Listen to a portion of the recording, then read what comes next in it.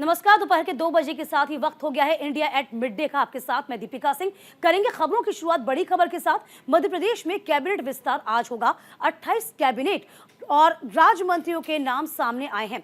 News India पर मोहन मंत्रिमंडल की पूरी लिस्ट इस वक्त आपकी टीवी स्क्रीन पर हम दिखाएंगे, जहां कैलाश विजयवर्गीय और प्रहलाद पटेल बनेंगे कैबिनेट मंत्री। तो मध्य प्रदेश में आज कैबिनेट का विस्तार होना है। कुल 28 विधायक मंत्री पद की शपथ ग्रहण करेंगे। इसमें प्रहलाद पटेल हैं, कैलाश विजयवर्गीय हैं, अर्चना चिटनीस हैं, विजय शाह हैं, गोविंद राजपूत के नाम प्रमुख हैं। चलिए, कैबिनेट मंत्री क्या कुछ रहेंगे, जरा लिस्ट भी देख लीजिए। प्रद्युम्न सिंह तोमर, तुलसी सिलावट, जी हाँ, ये वो नाम सामने आएंगे जो कि कैबिनेट में अपनी जगह बनाने वाले हैं। तो फिलहाल आपको बता दें, न्यूज इंडिया पर मोहन मंत्रिमंडल की पूरी लिस्ट हम आपके सामने रखेंगे, जिसमें प्रद्युम्न सिंह तोमर हैं, तुलसी सिलावट हैं, ऐदल सिंह कसाना है, नारायण सिंह कुशवाहा है, विजय शाह, राकेश सिंह, प्रहलाद पटेल, कैलाश विजयवर्गीय, करण सिंह वर्मा और संपत्तिया उइके, उदय प्रताप सिंह, निर्मला भूरिया, विश्वास सारंग, गोविंद सिंह राजपूत, इंदर सिंह परमार, नागर सिंह चौहान, चैतन्य कश्यप, राकेश शुक्ला, राज्यमंत्री स्वतंत्र प्रभार सौंपा जाएगा।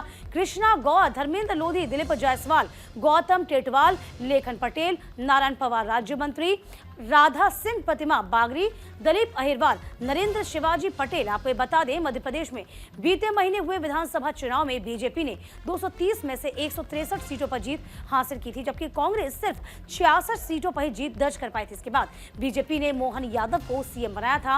उनके साथ राजेंद्र शुक्ला और जगदीश देवड़ा को डेप्यूटी सीएम बनाया गया था।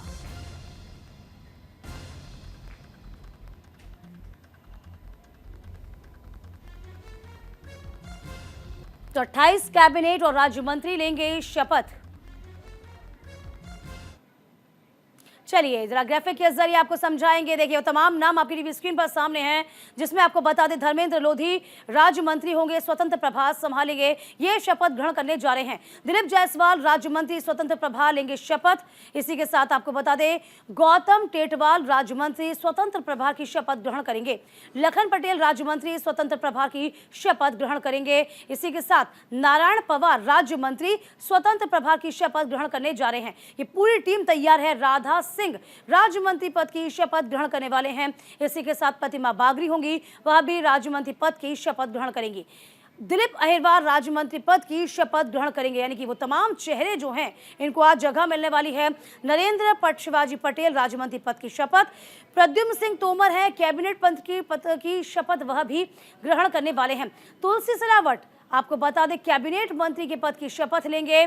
ऐदल सिंह कसाना भी इसमें शुमार होंगे, जो भी कैबिनेट की पद लेंगे, कैबिनेट पद की शपथ लेंगे। इसी के साथ आपको बता रहे हैं, नारायण सिंह कुशवाहा होंगे, विजय शाह भी शामिल हैं। इसी के साथ राकेश सिंह का नाम भी सामने है। इसी के अलावा आपको बता दें, प्रहलाद पटेल भी आपको बता दें, जो कि कद्दावर नेताओं में शुमार हैं, उनका नाम। कैलाश विजयवर्गीय के नाम भी इसमें शुमार है। करण सिंह वर्मा, संपत्तिया उइके, उदय प्रताप सिंह, ये तमाम नाम। निर्मला भूरिया, विश्वास सारंग, गोविंद सिंह राजपूत, इंदर सिंह परमार, नागर सिंह चौहान, चैतन्य कश्यप, राकेश शुक्ला जो कि राज्य मंत्री स्वतंत्र प्रभार, ये तमाम नाम आपको हम बता रहे हैं। यही नई टीम का गठन किया जा रहा है। कैलाश विजयवर्गीय, प्रहलाद पटेल आपको बता दें कि कैबिनेट मंत्री बनेंगे। देखिए, कैलाश विजयवर्गीय जो कि महासचिव, राष्ट्रीय महासचिव रहे, इसके बाद इलेक्शन को लड़ाया गया और अब उनको कैबिनेट में जगह मिलने वाली है। प्रहलाद पटेल की बात देख लीजिए, सांसद रहे, उसके बाद अब यहाँ कैबिनेट में उनको जगह मिलेगी। तो फिलहाल ये तमाम नए जो लिस्ट सौंपी गई है, लिस्ट हम आपको बता रहे हैं, एक एक नाम आपको गिनवा रहे हैं। ये तमाम जो नए चेहरे हैं, ये तमाम चेहरे जो हैं, मोहन यादव कैबिनेट की हिस्सा बनने वाले हैं। इसी के साथ साथ राज्य मंत्री पद की शपथ ग्रहण करने वाले तमाम नामों को भी हम सिलसिलेवार तरीके से आप तक साझा कर रहे हैं। तो फिलहाल धर्मेंद्र लोधी हैं, दिलीप जायसवाल हैं, जो कि राज्य मंत्री पद की शपथ ग्रहण करेंगे। इसके अलावा आपको बता दें कि गौतम टेटवाल को भी राज्य मंत्री का प्रभार दिया जाएगा, स्वतंत्र प्रभार इनके लिए होगा। यानी कि कुल मिलाकर देखा जाए, 28 मंत्री होंगे, राज्य मंत्री होंगे, जो कि आज कैबिनेट पद की शपथ लेंगे। लेकिन पूरी लिस्ट जो है वह राज्यपाल को सौंप दी गई है।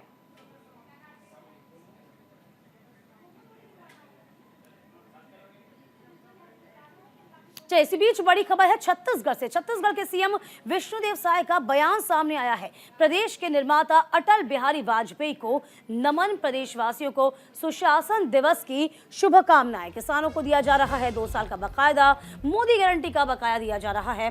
12 लाख किसानों के अकाउंट में भेजी जा रही रकम। तो फिलहाल आपको बता दें 3,700 करोड़ की राशि। और इसी के साथ छत्तीसगढ़ के रायपुर में मुख्यमंत्री विष्णुदेव साय ने पूर्व पीएम अटल बिहारी वाजपेयी को नमन किया। सीएम विष्णुदेव साय ने कहा कि आज हमारे प्रदेश के निर्माता और बीजेपी के संस्थापक अटल बिहारी वाजपेयी का जन्मदिन है। इसको पूरा देश सुशासन दिवस के रूप में मनाता है। मैं प्रदेशवासियों को सुशासन दिवस की शुभकामनाएं देता हूं। आज मुझे आपको बताते हुए हर्ष हो रहा है।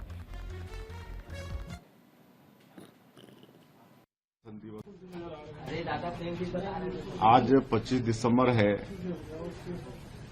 हमारे छत्तीसगढ़ के निर्माता और भारतीय जनता पार्टी के संस्थापक श्रद्धेय अटल बिहारी वाजपेयी जी का जन्मदिन है, जिसको पूरा देश सुशासन दिवस के रूप में मनाता है। तो सबसे पहले तो मैं पूरे प्रदेशवासियों को सुशासन दिवस की बहुत बहुत बधाई देता हूं, शुभकामनाएं देता हूं। और आज मुझे आप लोगों के माध्यम से प्रदेश को बताते हुए हर्ष हो रहा है कि मोदी की गारंटी में जो हम लोगों ने छत्तीसगढ़ के अन्नदाता किसान बंधुओं से वादा किया था कि अपनी जब 15 साल की सरकार थी 2 साल का बोनस नहीं दे पाए थे, तो 2 साल का एकमुश्त बोनस 12 लाख से ज्यादा किसानों को आज उनके अकाउंट में करीब 3700 करोड़ रुपया ट्रांसफर कर रहे हैं, जो कि बहुत बड़ी बात है। ये हंसदो बचाओ। इधर हिजाब विवाद पर असदुद्दीन ओवैसी का बड़ा बयान आया। 7 महीने से ड्रेस कोड पर ऑर्डर नहीं दिया जा पा रहा। कोई ड्रेस कोड नहीं होगा, यही ऑर्डर निकालना है, लेकिन इनसे ये नहीं हो पा रहा है। ओवैसी के हिजाब पर पाबंदी खत्म करने की मांग लगातार। ऑर्डर निकालें और हिजाब पर पाबंदी को खत्म करें। हैदराबाद में AIMIM अध्यक्ष असदुद्दीन ओवैसी ने कर्नाटक हिजाब विवाद पर बड़ा बयान दिया। AIMIM असदुद्दीन ओवैसी ने कहा कि 7 महीने हो गए लेकिन ये ऑर्डर नहीं निकाल पा रहे। कोई ड्रेस कोड नहीं होगा, यही तो ऑर्डर निकालना है, लेकिन ये भी इनसे नहीं हो रहा। सीएम एक जनसभा में कहते हैं जिनको जो पहनना है और पहने, वही बात मीडिया के सामने कहते हैं अभी इस पर विचार चल रहा है। हम मुख्यमंत्री से मांग करते हैं कि आप तुरंत ऑर्डर निकालें, हिजाब पर पाबंदी को खत्म करें। देखिए कि कविता ने भी आज कांग्रेस पर तंज कसते हुए कहा था कि कांग्रेस की कथनी और करनी में अंत है।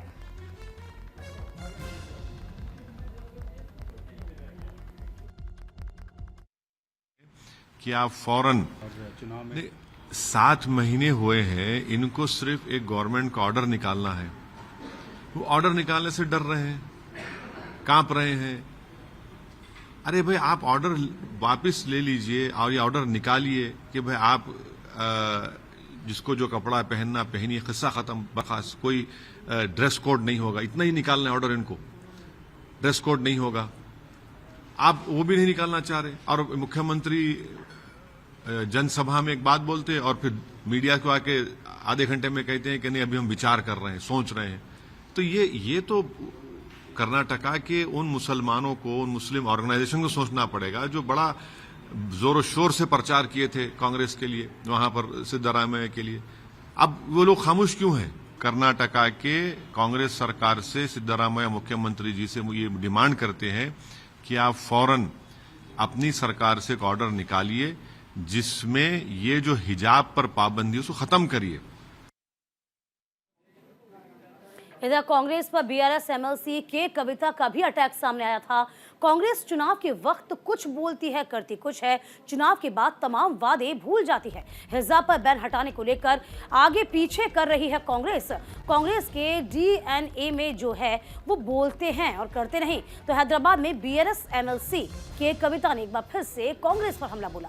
कर्नाटक में हिजाब पर बैन हटाने को लेकर कहा कि कांग्रेस पार्टी चुनाव के समय कुछ भी बोलती है, लेकिन चुनाव खत्म होने के साथ ही वो तमाम वादों को भूल जाती है। कर्नाटक में भी उन्होंने यही किया।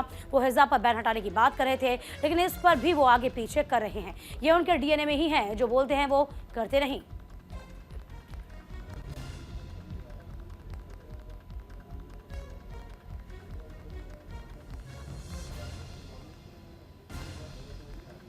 तो लगातार आपको बता दें, असद उद्दीन ओवैसी ने भी निशाना साधा, के कविता ने भी निशाना साधा।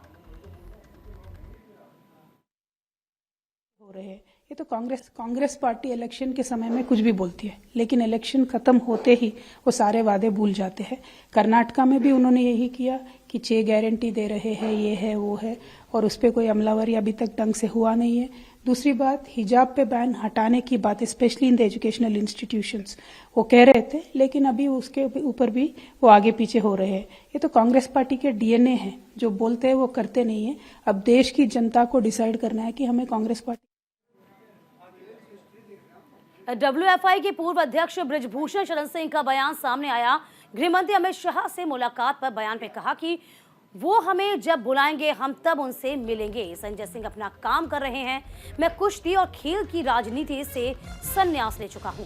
ये मुलाकात कुश्ती के संबंध में नहीं होगी। देखिए, दिल्ली में डब्ल्यूएफआई के पूर्व अध्यक्ष और बीजेपी सांसद बृजभूषण शरण सिंह ने गृहमंत्री अमित शाह से मुलाकात को लेकर बयान दिया। बृजभूषण शरण सिंह ने कहा कि वो हमें जब बुलाएंगे हम तब उनसे मिलेंगे। वो हमारे नेता हैं, लेकिन ये मुलाकात कुश्ती के संबंध में नहीं होगी। संजय सिंह अपना काम कर रहे हैं, हम अपना काम करेंगे। मैं कुश्ती और खेल की राजनीति से पूर्णतः संन्यास ले चुका हूं। क्या करना है फेडरेशन का काम है, मेरा इससे कोई लेना देना नहीं है।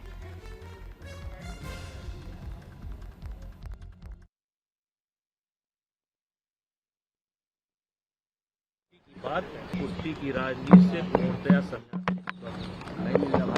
रहा। अमित शाह जी से मिलने की तो हमारे पार्टी के नेता हैं, अगर हम मिलेंगे भी तो करेंगे। कुश्ती की बात समाप्त हो चुकी है, ऐसा कोई समाचार मेरे पास नहीं। हमारे नेता हैं, जब बुलाएंगे तब मिलेंगे, लेकिन मिलेंगे भी तो कुश्ती के संबंध में नहीं मिलेंगे, और अभी कोई प्रोग्राम भी नहीं है। संजय सिंह अपना काम कर रहे हैं, हम अपना काम कर रहे हैं। संजय सिंह को हमने कह दिया अपना काम करें, अपना काम।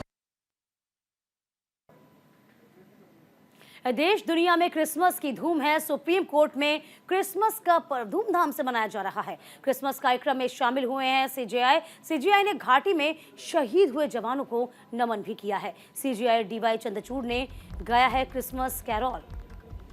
देश दुनिया में क्रिसमस की धूम है। देश दुनिया में क्रिसमस की धूम के साथ ही देखिए, सीजेआई का एक अलग ही रूप सामने आया। सुप्रीम कोर्ट में क्रिसमस मनाया गया। क्रिसमस कार्यक्रम में सीजेआई शामिल हुए डीवाई चंद्रचूड़, जिन्होंने क्रिसमस कैरॉल गाया।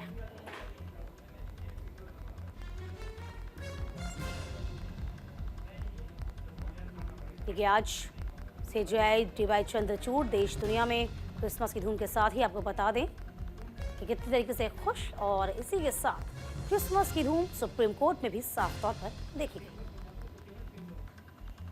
तो क्रिसमस कार्यक्रम में शामिल हुए सीजेआई।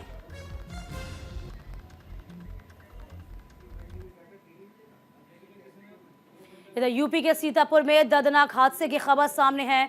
ट्रक ने बाइक को टक्कर मार दी है। सड़क हादसे में 3 लोगों की मौत हो गई है। सीतापुर के लहरपुर थाना क्षेत्र की यह घटना है। देखिए, यूपी के सीतापुर में दर्दनाक हादसा, ये बड़ी खबर, जहां ट्रक ने बाइक को टक्कर मारी। सड़क हादसे में 3 लोगों की मौत की खबर। तो यूपी के सीतापुर में दर्दनाक हादसा हुआ है, जिसमें ट्रक ने बाइक को टक्कर मारी है।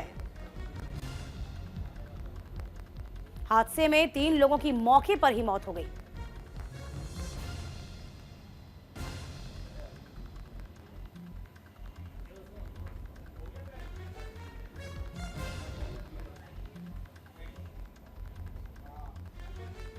तो सड़क हादसे में 3 लोगों की मौत की खबर है। ट्रक ने बाइक को टक्कर मारी। यूपी के सीतापुर में दर्दनाक हादसा।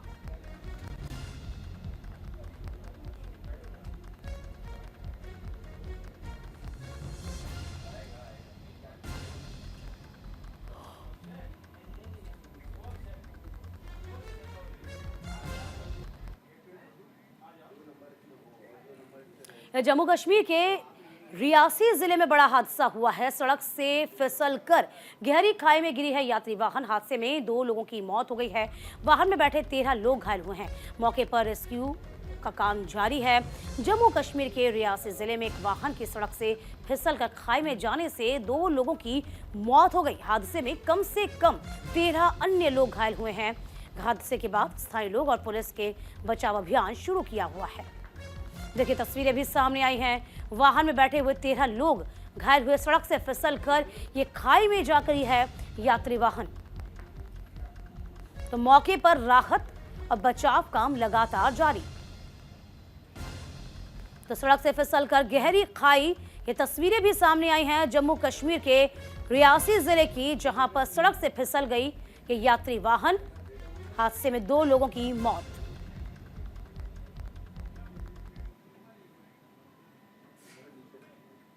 इधर मुंबई में दर्दनाक हादसा हुआ है। पतंग के मांझे से कटा है कांस्टेबल का गला। गला कटने से कांस्टेबल की मौके पर ही मौत हो गई। ड्यूटी खत्म कर बाइक पर घर जा रहा था कांस्टेबल।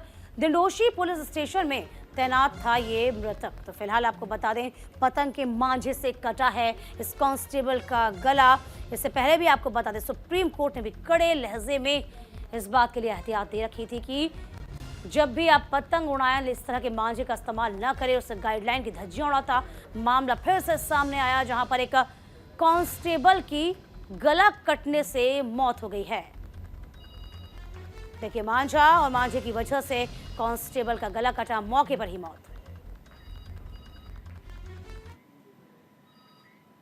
इधर हाथरस में कोहरे का बड़ा कहर देखने को मिला है, जहां घने कोहरे के चलते लगभग आधा दर्जन वाहनों में टक्कर हो गई है। हादसे में कई लोग गंभीर रूप से घायल हुए। इस वारदात की सूचना पर पुलिस, एम्बुलेंस और एनएच की बचाव गाड़ियां भी मौके पर पहुंची। पुलिस ने कड़ी मशक्कत कर ड्राइवर को बाहर निकाला है।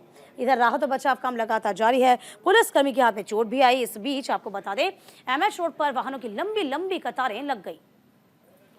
देखिए, हादसे में घने कोहरे का जो असर है वो साफ तौर पर नजर आया। घने कोहरे के चलते किस तरीके से वाहनों में टक्कर हो जाती है।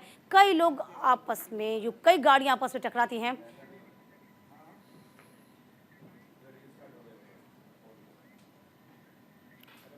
इधर रायबरेली में धर्म परिवर्तन के मामले सामने आए हैं। यहां पर एक घर में चंगाई के नाम पर ईसाई धर्म की ओर लोगों को आकर्षित करने का काम जारी था। एक खेल खेला जा रहा था। यहाँ की रहने वाली दिलासा के घर में धर्म परिवर्तन कराने की सूचना पर बजरंग दल कार्यकर्ता मौके पर पहुंचे तो छापेमारी की गई। ईसाई धर्म से जुड़े कई साहित्य बरामद हुए। इसके बाद बजरंग दल कार्यकर्ता ने फोन पर पुलिस को बुलाया। मौके पर पहुंची पुलिस ने धर्म परिवर्तन कराए जाने की आरोपी दिलासा, उसके पति राम अवध और एक बेटे को हिरासत में लिया। पुलिस ने मौके पर मिले कई सबूतों के आधार पर तीनों के खिलाफ मुकदमा दर्ज कराया है।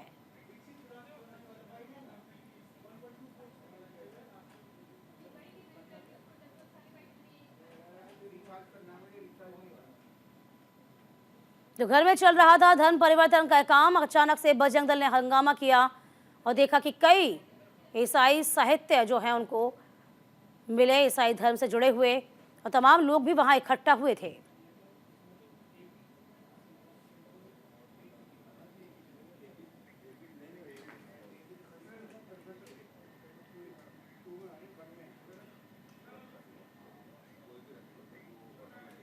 इस सिद्धार्थनगर क्षेत्र के बांसी टावर मार्ग पर देर रात बाइक सवारों को पिकअप ने जोरदार टक्कर मार दी। हादसे में दोनों गंभीर रूप से घायल हुए। वहीं अस्पताल जाने के दौरान दोनों बाइक सवार ने दम तोड़ दिया। इस वारदात के बाद जब ग्रामीणों ने पिकअप को रोका तो उसमें बड़ी संख्या में पशु लदे हुए पाए गए थे, जिन्हें बड़ी बहरीमे से बांधा गया था। इसके बाद इसकी सूचना पुलिस को दी गई और पुलिस मौके पर पहुंचकर पशुओं को रात में ही क्षेत्र में गौशाला में भिजवा दिया गया। फिलहाल मामले की जाँच जारी है।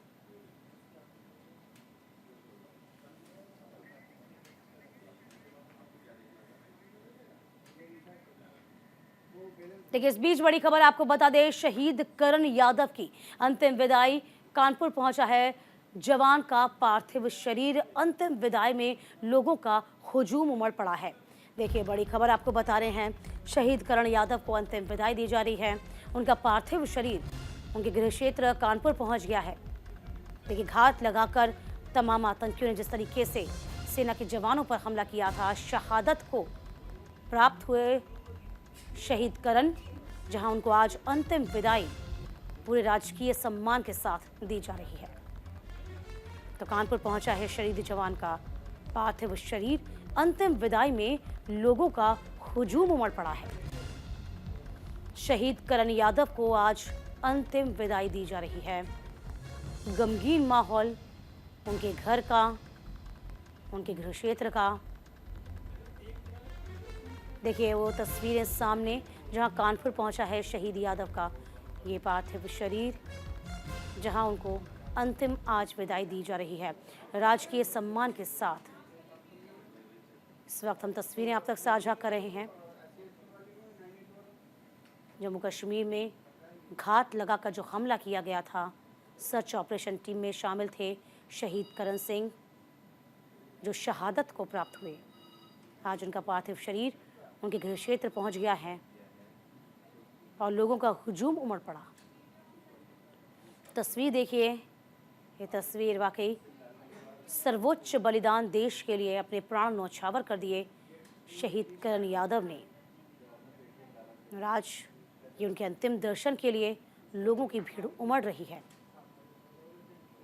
पूरे राजकीय सम्मान के साथ उनको अंतिम विदाई।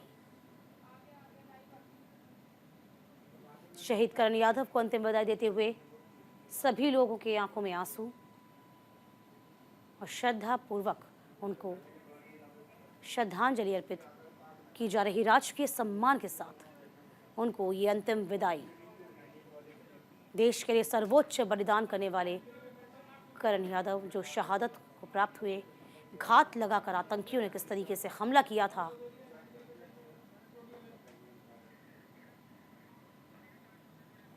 तमाम जानकारी के साथ हमारे संवाददाता राहुल भदौरिया इस पूरी खबर पर बने हैं।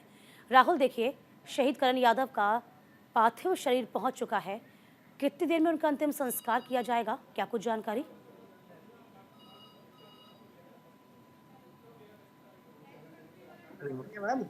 जी राहुल, कितनी देर में राहुल कितनी देर में अंतिम संस्कार किया जाएगा, क्या कुछ जानकारी है आपके पास?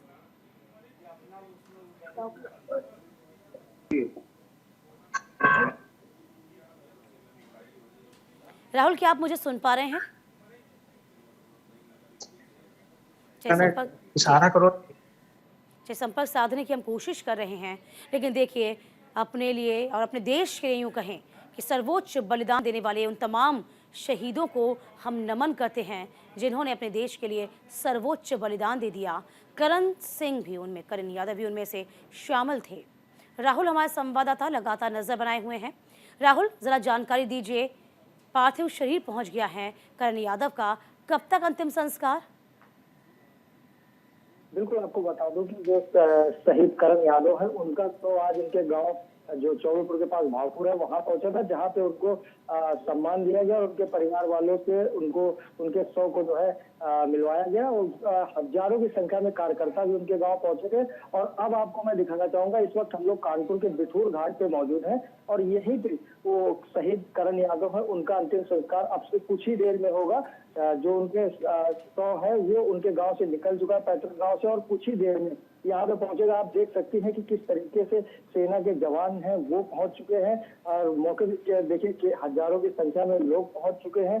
जो प्रशासनिक अमला वो पूरी तरीके से मुस्तैद है। आप देखिए किस तरीके से जो पुलिस के जवान है वो गार्ड ऑफ ऑनर देने के लिए किस तरीके से सामने खड़े हुए हैं। और ये सामने हमारे ठीक आप देख सकते हैं, यहीं पे अभी कुछ ही देर में जो शहीद करण यादव है उनको लाया जाएगा, उनके शव को रखते यहीं से गार्ड ऑफ ऑनर और जो सलामी, जो राजकीय सम्मान है वो दिया जाएगा।